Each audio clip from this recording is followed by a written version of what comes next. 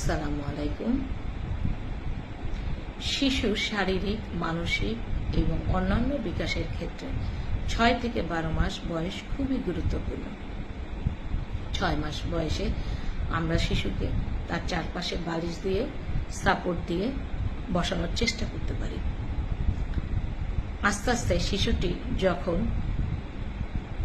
বালিশের সাহায্যে বসতে চেষ্টা করবে, আস্তে আস্তে ধীরে ধীরে তাকে সাপোর্ট ছাড়া বসতে শিখাবো। সে যাতে পড়ে না ব্যথা না পায় সেদিকেও আমাদের খেয়াল রাখতে হবে। এছাড়া আস্তে আস্তে যখন সে বসা শিখে গেল, 8-9 মাসে বাচ্চারা দাঁড়াতে শিখে, আমরা তাকে হাতে ধরে কোনো শক্ত জিনিসের সাথে দাঁড় করানোটা শিখাবো। রেলিং বা খাটের পাশে আমরা হাত দিয়ে তাকে ধরে রেখে তার দাঁড়ানোটা শিখাতে পারি।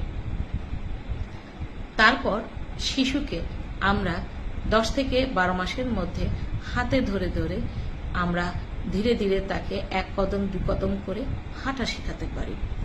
অনেকেই আমরা ওয়াকার কিনে দেই, ওয়াকারের সাহায্যে বাচ্চাকে হাঁটা শেখাতে চেষ্টা করি। ওয়াকারের চেয়ে যদি আমরা সরাসরি হাতে ধরে শিশুকে হাঁটা শেখাই, তবে শিশু তা দ্রুত শিখতে পারবে। আর এছাড়াও 6 থেকে 12 মাসের মধ্যে বাচ্চার সাথে আমরা চোখে চোখ রেখে বাচ্চাকে বিভিন্ন রকম শব্দ শেখানোর জন্য চেষ্টা করব।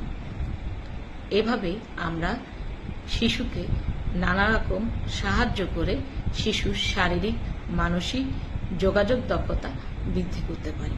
দেখার জন্য ধন্যবাদ।